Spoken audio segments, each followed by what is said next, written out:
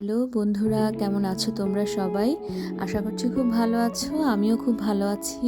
আর দেখছো আমরা রেডি হয়েছি আর এত সুন্দর করে সাজুগুজু করে বের হচ্ছি, কারণ দুর্গাপূজা শুরু হয়ে গেছে।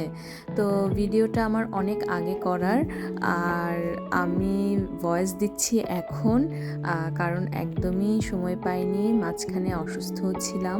তো সব কিছু মিলিয়ে যেটা হয় আর কি, তো আপলোড দিব করে আর দেওয়া হয়নি। এটা হচ্ছে সপ্তমীর দিন সকালবেলা আমি টিয়া কালারের একটা শাড়ি পরেছিলাম। এই শাড়িটা নাকি ভাইরাল হয়েছিল, আমার কিন্তু জানা নেই। অনেককে বাংলাদেশে দেখেছি পরেছে, তো আমিও কিনে ফেলেছিলাম। তো হুজুগে বাঙালি যেটা হয় আর কি। তো আর আমি তো একটু শাড়ি প্রেমী, তো আমার যখন যেটা ভালো লাগে আমি কিনে ফেলি।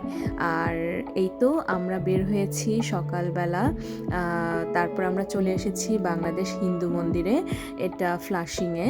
তো এখানে এসে দেখলাম মোটামুটি সবাই চলে এসেছে। আর আমাদের কপালটাও ভালো ছিল সেদিন। আমরা ভেবেছিলাম যে অঞ্জলি দিতে পারবো না, কিন্তু আসলে অঞ্জলি আমরা দিয়েও ফেলেছিলাম। অঞ্জলি শুরু হওয়ার কিছুক্ষণ আগেই আমরা পৌঁছেছি। আমরা কিছুক্ষণ ফটো সেশন করেছি, আর আমি তো ফটো তুলতে খুব ভালোবাসি। যারা আমার ভিডিও দেখো তোমরা নিশ্চয়ই জানো আমার ফটো তুলতে ভীষণ ভালো লাগে, বিভিন্ন অ্যাঙ্গেলে ফটো তুলতে পুরা ফটোজেনিক মনে হয়। যাই হোক, তোমরা দেখতেই পাচ্ছ সবাই এসেছে, বাচ্চারাও এসেছে। আর এই ভিডিওটা যে দেখতে পাচ্ছ, আমি আসলে ভাবিনি যে আমার বৌমনি ভিডিও করছিল, আমি একটু পোজ দিচ্ছিলাম বিভিন্ন ঢঙে রঙে মিশিয়ে। তো যাই হোক, পরে দেখলাম যে ভিডিওটা ভালোই এসেছে, তাই ভাবলাম এটার সাথে অ্যাটাচ করে দিই, তোমরা একটু দেখো। আর আমাকে কেমন লাগছে শাড়িতে অবশ্যই কিন্তু জানিও। অনেক দিন পর শাড়ি পরেছি আর একটু মোটাও হয়ে গিয়েছি, এটাও কিন্তু জানিও। হ্যাঁ, আমি যেহেতু মা এখন আছে, একটু খাওয়া দাওয়া বেশি হচ্ছে, তো তাই একটু মোটু হয়ে গিয়েছি। যাই হোক, এখানে দেখলাম মেলাও বসেছে। একটা বৌদি, সে তার অনেক প্রোডাক্ট নিয়ে এসেছে।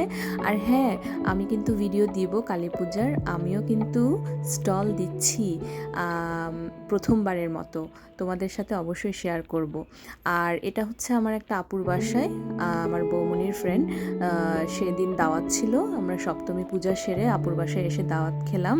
আপু ভীষণ মজার খাবার রান্না করেছিল, আর আমরা পেট ভরে সেগুলা খেয়েছি এবং খুব আনন্দ করেছি। আপুর রান্না খুব মজা ছিল। আর এই তো, তারপরে সব কিছু শেষ করার পর, খাওয়া দাওয়া শেষ হয়ে তারপরে আমরা বাসায় এলাম।